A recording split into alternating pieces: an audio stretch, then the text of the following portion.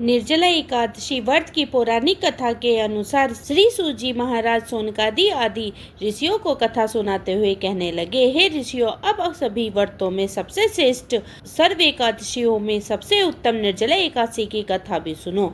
एक बार पांडव पुत्र भीमसेन ने वेद व्यास जी से पूछा, हे महाज्ञानी पितामह, मेरे चारों भाई युधिष्ठिर, अर्जुन, नकुल, सहदेव और मेरी माता कुंती तथा मेरी पत्नी द्रौपदी एकादशी के दिन कभी भी भोजन नहीं करते। वे मुझे भी सदा ऐसा ही करने को कहते हैं। मैं उनसे कहता हूँ कि मुझे तो भूख से ही नहीं जाती। मैं दान और विधिवत भगवान का पूजाराधना न करूँगा। सो कृपा पूर्वक मुझे ऐसा कोई उपाय बतलाइए, मुनिवर की उपवास किए बिना ही मुझे एकादशी के व्रत का फल प्राप्त हो सके। तो व्यास जी बोले, हे भीमसेन, अगर तुम नरक को बुरा और स्वर्ग को अच्छा समझते हो और अंत में मोक्ष की कामना भी रखते हो तो दोनों पक्षों की एकादशी को भोजन मत करो। व्यास जी की बात सुनकर भीमसेन ने फिर से निवेदन किया, हे महामुनि, जो कुछ भी मैं कहता हूँ वह सुनिए। यदि दिन में एक बार भोजन ना मिले तो मुझसे नहीं रहा जाता। मैं इस स्थिति में कैसे उपवास करूं? मेरे उदर में वक्त नामक अग्नि का वास है और बहुत सारा भोजन करने से ही मेरी भूख शांत होती है। मुनिवर, आप कृपा करके कोई ऐसा व्रत बतलाइए जिससे विधि पूर्वक करके मैं स्वर्ग को प्राप्त कर सकूं। वह निश्चय करके मुझसे कहिए, इससे मेरा भी कल्याण हो सकेगा। भीमसेन की परेशानी समझकर व्यास जी कहने लगे, भीमसेन, मनुष्य के लिए सर्वोत्तम वेद का धर्म है, किंतु कलयुग में भी उस धर्म पर चलने की शक्ति किसी में नहीं है। इसलिए थोड़े धन और थोड़े कष्ट से होने वाला बहुत सरल उपाय, जो कि पुराणों में भी लिखा है, वह मैं तुमसे बताता हूँ। ध्यान से सुनो। दोनों पक्षों की एकादशी में जो मनुष्य भोजन नहीं करते वे कभी नरक को नहीं जाते हैं। इन वचनों को सुनकर महाबली भीमसेन पहले तो पीपल के पत्ते की तरह कांपने लगे, फिर डरते हुए बोले, हे पितामह, मैं उपवास करने में बिल्कुल समर्थ नहीं हूँ। इसलिए हे प्रभु, निश्चय करके बहुत फल देने वाले एक ही व्रत मुझसे बतलाइए। तो व्यास जी फिर से बोले, हे भीमसेन, वृष मिथुन राशि के सूर्य में ज्येष्ठ मास में शुक्ल पक्ष में जो एकादशी होती है उसका निर्जला व्रत यत्न पूर्वक करना उचित होगा। स्नान और आचमन करने से जलपान वर्जित, केवल एक घूंट जल से आचमन करे। अधिक पीने से व्रत खंडित हो जाता है। एकादशी के सूर्योदय से लेकर द्वादशी के सूर्योदय तक जल ग्रहण न करे और न भोजन करे तो बिना परिश्रम के ही सभी द्वादशी युक्त एकादशियों का फल प्राप्त हो जाता है। द्वादशी को प्रातःकाल स्नान करके स्वर्ण और जल ब्राह्मणों को दान करे, फिर ब्राह्मणों सहित खुद भी भोजन करे। हे भीमसेन, इस विधि से व्रत करने से जो फल मिलता है वह सुनो। सारे वर्षों में जो एकादशी आती है उन सब का फल निसंदेह केवल इस एकादशी के व्रत से प्राप्त हो जाता है। शंख चक्र गदाधारी भगवान विष्णु स्वयं मुझसे यह कहते हैं कि सब कुछ त्याग कर केवल मेरी शरण में आ जाओ। और सुनो भीमसेन, एकादशी का व्रत निराहार करने से मनुष्य सभी पापों से मुक्त हो जाता है। सभी प्रकार के तीर्थों और सभी प्रकार के दानों में जो फल प्राप्त होता है वह सब इस एकादशी के व्रत से ही प्राप्त हो जाता है। कलयुग में दान देने से भी ऐसी सदगति नहीं होती। अधिक क्या कहूँ भीमसेन, ज्येष्ठ शुक्ल पक्ष की एकादशी को जल और भोजन न करे। हे व्रतधर, इस एक दिन से जो फल मिलता है उसे सुनो। सब एकादशी व्रतों से जो धन धान्य और आयु आरोग्यता आदि की वृद्धि होती है वे सब फल निसंदेह इस एकादशी के व्रत से प्राप्त हो जाते हैं। हे नरसिंह भीम, मैं तुमसे सत्य कहता हूँ कि इसके करने से अति भयंकर काले पीले रंग वाले यमदूत, ब्याह देने वाले दंड और फांसी सहित उस मनुष्यों के पास कभी नहीं आते हैं, बल्कि भगवान विष्णु के देवदूत उन्हें आकर स्वर्ग लोक में लेकर जाते हैं। तब इस प्रकार वेद व्यास जी के कहने पर भीमसेन ने इस एकादशी का व्रत किया था, जिसके कारण इस एकादशी का नाम भीमसेनी एकादशी पड़ गया। यह थी निर्जला एकादशी के व्रत की कथा। अब आप सभी भगवान कृष्ण की एक बहुत ही सुंदर कथा भी सुनिए। इस कथा को सुनने के बाद निश्चय ही आपके मन में भगवान के प्रति भक्ति और भी बढ़ जाएगी। अगर आप भी भक्ति के सागर में गोता लगाना चाहते हैं तो इस कथा को आप पूरा जरूर सुनिएगा। कान्हा जी और उनके भक्तों के प्रति निश्चल प्रेम का एक अटूट बंधन होता है। कान्हा के भक्त जब भी उन्हें सच्चे मन से पुकारते हैं वह किसी न किसी रूप में अपने भक्तों से मिलने के लिए पहुंच ही जाते हैं। ऐसे ही एक बार किसी गांव में एक पंडित जी रहा करते थे। वे रोज रोज घर घर जाकर भगवत गीता का पाठ किया करते थे। क्योंकि कान्हा जी को ऐसे लोग बहुत ही प्रिय हैं जो सदा भगवत गीता का पाठ करते हैं या सुनते हैं, और कान्हा जी के विषय कृपा भी उन ऐसे भक्तों पर सदा ही बनी रहती है। अब एक दिन उन पंडित जी को जब वे जा रहे थे, रास्ते में कुछ चोरों ने पकड़ लिया और डांटते हुए पूछने लगे कि तेरे पास जो कुछ भी है हमें दे दे। पंडित जी हाथ जोड़कर बोले, बेटा मेरे पास तो कुछ भी नहीं है, बस यह एक भगवत गीता की पुस्तक है, चाहो तो तुम इसे ले लो, और अगर तुम्हें कुछ चाहिए तो तुम एक काम करना, मैं यही पड़ोस के घर में जाकर रोज भगवत गीता का पाठ करता हूँ। वह यजमान बहुत दानी लोग हैं, जब मैं वहाँ पर कथा सुना रहा हूँगा तब तुम उनके घर में आकर चोरी कर लेना, क्योंकि उस समय तो सभी लोग कथा सुनते हैं, सुनने में व्यक्त रहेंगे, तब तुम्हारी चोरी करने में आसानी रहेगी। चोर पंडित जी के यह बात मान गए और पंडित जी को छोड़ दिया। अगले दिन जब पंडित जी उसी पड़ोस के घर में कथा सुना रहे थे, तब पंडित जी के कहे अनुसार वह चोर भी वहां आ गए। पंडित जी ने उन चोरों को देख लिया था। अब वे अपनी कथा के बीच में उस चोर को सुनाते हुए कहने लगे कि यहाँ से मीलों दूर एक गांव है, वृंदावन, वहीं पर एक लड़का रहता है जिसका नाम कान्हा है। वह अक्सर वहीं आया करता है। वह हीरे जवाहरातों से सदा लदा रहता है। अगर कोई लूटना चाहे तो उसको लूट ले। वह रोज रात को उस पीपल के पेड़ के नीचे आता है। इसके आसपास बहुत सारी झाड़ियां हैं। चोरों ने जब पंडित जी की बात सुनी तो उन्हें बड़ी खुशी हुई और खुशी खुशी अधिक धन पाने की इच्छा से वे वहां से चले गए।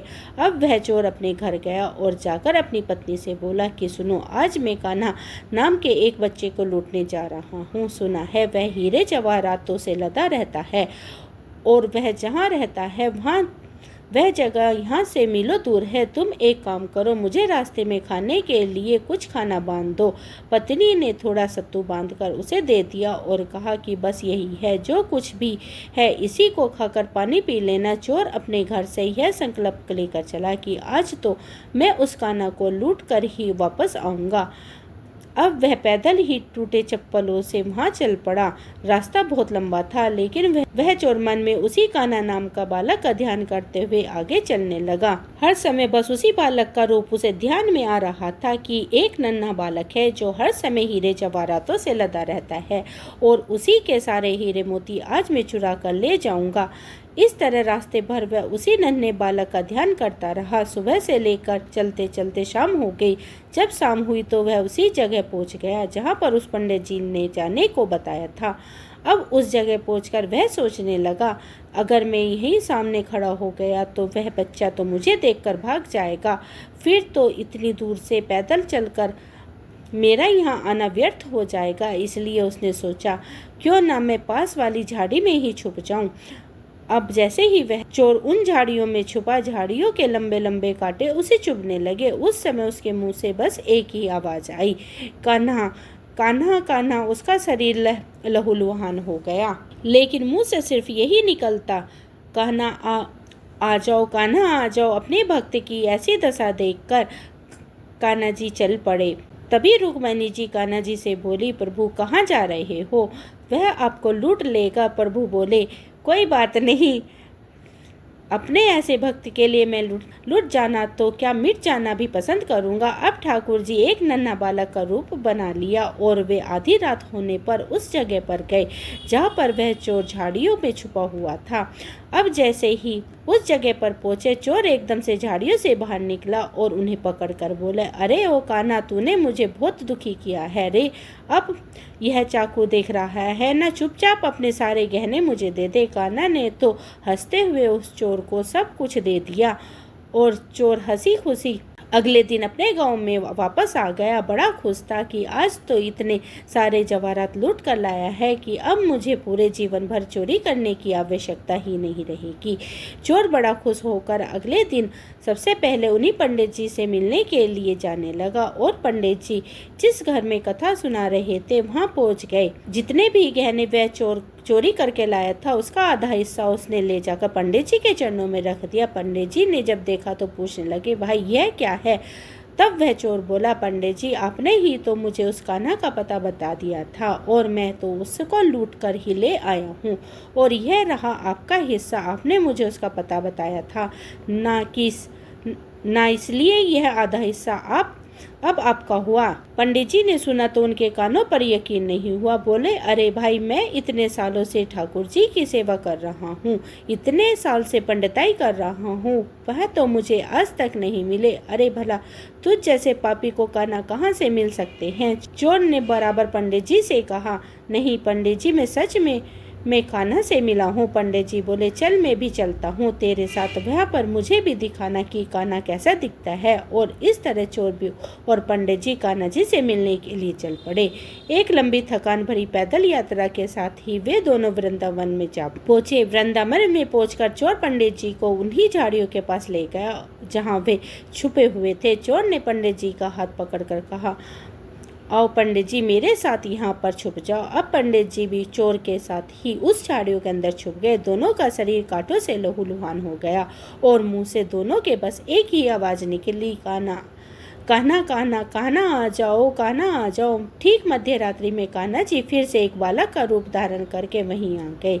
देखते ही देखते चोर और पंडित जी झाड़ियों से बाहर निकल आए। पंडित जी की आंखों में खुशी और प्रेम के आंसू थे। कान्हा जी को देखते ही वह तो फूट फूट कर रोने लग गए। पंडित जी तो कान्हा जी के चरणों में गिर पड़े। थोड़ी ही देर में कान्हा जी वहाँ से अंतर्ध्यान हो गए। तब पंडित जी वापस अपने होश में आए और उस चोर के गले लगाकर फूट फूट कर रोने लगे। बोले कि भाई, हम जिसे आज तक देखने के लिए तरस रहे थे, जो आज तक लोगों को लूटता आया है, उसे तो तुमने ही लूट लिया। तुम तो धन्य हो भाई, और आज तुम्हारे ही कारण मुझे भी कान्हा जी के दर्शन हुए हैं। तुम धन्य हो। तो ऐसे है ठाकुर जी का प्यार अपने सच्चे भक्तों के लिए। वो जो भी उन्हें दिल से पुकारते हैं भागे चले आते हैं। तो प्रेम से बोलिए, जय श्री राधे, हरे कृष्णा, बाके बिहारी लाल की जय। एक बार देव ऋषि नारद जी बैकुंठ लोक में गए। वहाँ उन्होंने भगवान श्री लक्ष्मी नारायण जी को प्रणाम किया। फिर नारद जी ने श्री हरि से कहा, प्रभु, अब धरती पर आपका प्रभाव कम हो रहा है। धर्म पर चलने वालों को कोई अच्छा फल नहीं मिल रहा है। जो पाप कर रहे हैं उनका भला हो रहा है। तब श्री हरि कहने लगे, ऐसा नहीं है देव ऋषि, जो भी हो रहा है सब नियति के कारण ही हो रहा है। श्री हरि की बात सुनकर नारद जी बोले, प्रभु, मैं तो देख कर आ रहा हूँ कि पापियों को तो अच्छा फल मिल रहा है, लेकिन भला करने वाला और धर्म के रास्ते पर चलने वाले लोगों को बुरा फल मिल रहा है, उन्होंने दुख भोगना पड़ रहा है। भगवान ने कहा, देव ऋषि, कोई ऐसी घटना बताओ जिससे तुम्हें ऐसा लग रहा हो। नारद जी ने कहने लगे, प्रभु, अभी अभी मैं एक जंगल से आ रहा हूँ। वहाँ पर एक गाय दलदल में फंसी हुई थी। कोई भी उसे बचाने वाला नहीं था। थोड़ी ही देर के बाद मैंने देखा कि एक चोर उधर से गुजरा। दलदल में फंसी हुई गाय को देखकर वह रुका तक नहीं, बल्कि उस गाय पर पैर रखकर वह दलदल से बाहर निकल आया। गड्ढा लांघकर आगे निकल गया। आगे तो उस चोर को सोने की मोहरे से भरी हुई एक थैली मिली। थोड़ी ही देर बाद वहां पर एक साधु महाराज आए। उन्होंने उस गाय को दलदल में फंसा देखा तो गाय को बाहर निकालने की पूरी कोशिश की और पूरी ताकत लगाकर आखिरकार उस गाय को निकाल लिया। गाय को बाहर निकालने के प्रयास में वह साधु महाराज खुद दलदल में लथपथ हो गए। तब वह साधु महाराज आगे बढ़े तो एक गड्ढे में गिर गए और उन्हें चोट लग गई।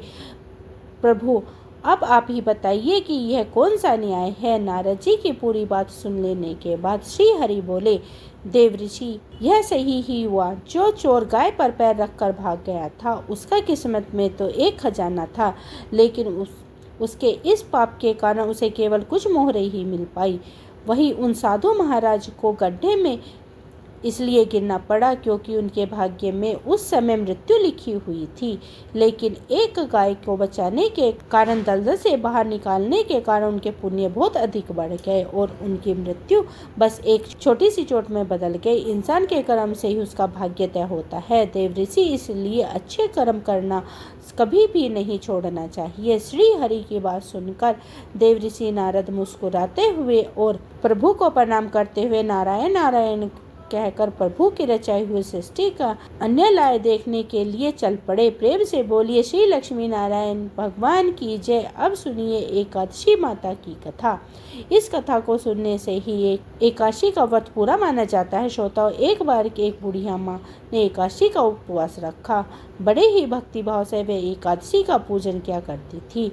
वे बूढ़ी हो चुकी थी। उन्हें वृद्ध अवस्था में कोई भी ऐसी वस्तु नहीं चाहिए थी जो वे एकादशी का उपवास रखती, क्योंकि एकादशी का उपवास रखने से तो श्री हरि की कृपा से सब कुछ मिल जाता है। वह बूढ़ी माँ तो अपने बच्चों के लिए, अपने परिवार के सुख सुविधाओं के लिए इतना कठिन व्रत रखती थी।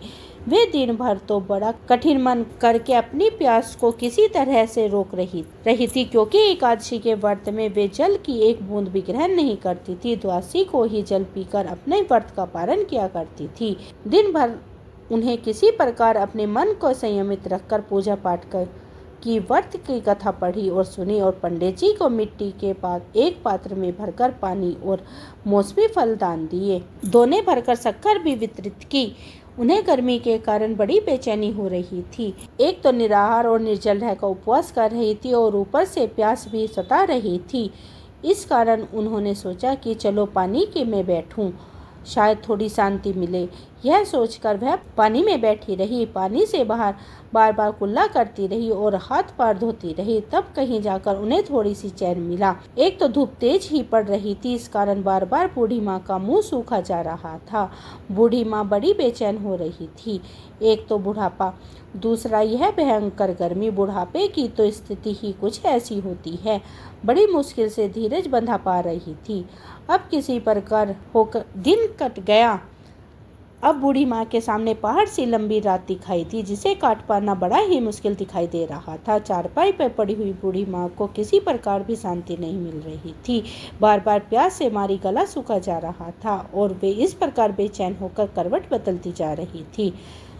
कई बार उठने से वे घर के बाहर जाती, फिर अंदर आ जाती। न उन्हें घर के अंदर शांति मिल रही थी और न ही बाहर शांति मिल रही थी। एकादशी माता को याद करती रही और मन में धर कि हे माता, आप मेरी लाज रखिए, आप ही मुझे शक्ति दीजिए ताकि मैं भली भांति आपका व्रत पूरा कर सकूं और यह पहाड़ सी रात सुकून से बीत जाए। प्यास के कारण बूढ़ी माँ की बेचैनी तो बढ़ती ही जा रही थी। उन्होंने धैर्य रखने का बहुत प्रयास किया, लेकिन आखिरकार उनकी सहनशीलता की सीमा टूट गई और वे घबराकर प्यास के मारे एकदम चिल्ला पड़ी। बचाओ बचाओ! बूढ़ी माँ का चिल्लाना सुनकर उनके परिवार के सभी सदस्य उनके आसपास इकट्ठा हो गए और बूढ़ी माँ के चारपाई के पास पहुँच गए और सब बोले, अम्मा जी क्या हुआ? आप क्यों चिल्ला रही हो? और जब आपसे व्रत नहीं रखा जाता तो इस बुढ़ापे में इतना कठिन व्रत क्यों कर रही हो? अम्मा जी, अगर शरीर में ताकत है तभी तो भक्ति हो पाएगी। आप पानी पी लीजिए।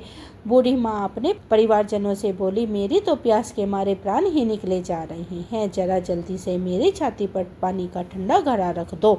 नातियों ने दौड़कर दादी की छाती पर ठंडे पानी का बर्तन रख दिया।